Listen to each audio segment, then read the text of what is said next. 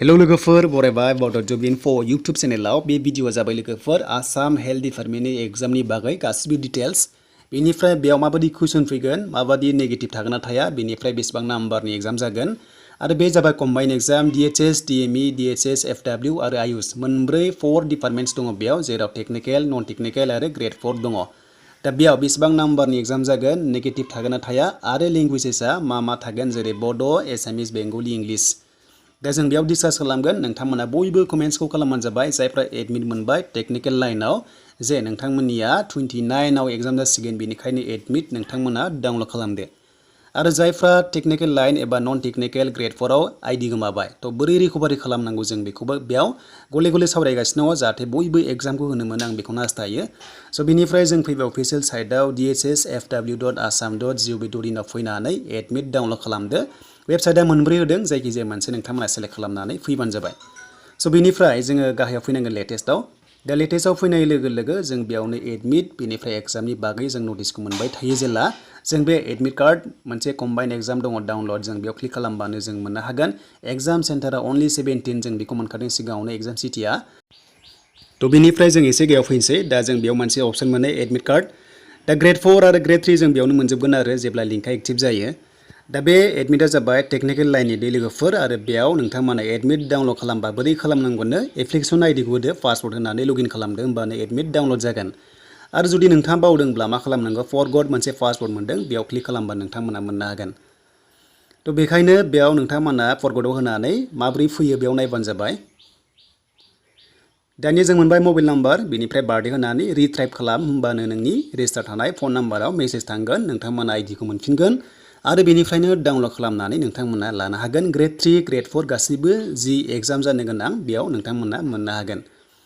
बेनिफ्राय मोनसे दङ नोंथांमोना एग्जाम टाइम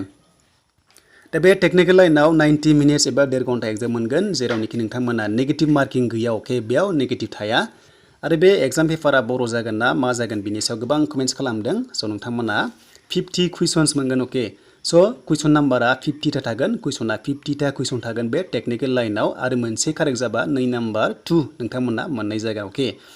स' बिनिफ्राय लोगोफोर बेयाव मार्क्सआ जागोन नाम्बारा गासै 100 जागोन अके आरो बेयाव नेगेटिभ मार्किं गैया गोसोबादि एटेम्प्ट खालामनो हागोन बाट नोंथांमोना मोनसे जाबानो 2 नाम्बार मोननाय जागोन आरो मोनसे रं जाबानो 2 नाम्बार माइनास जागोन नाथाय बेयाव नेगेटिभ थाया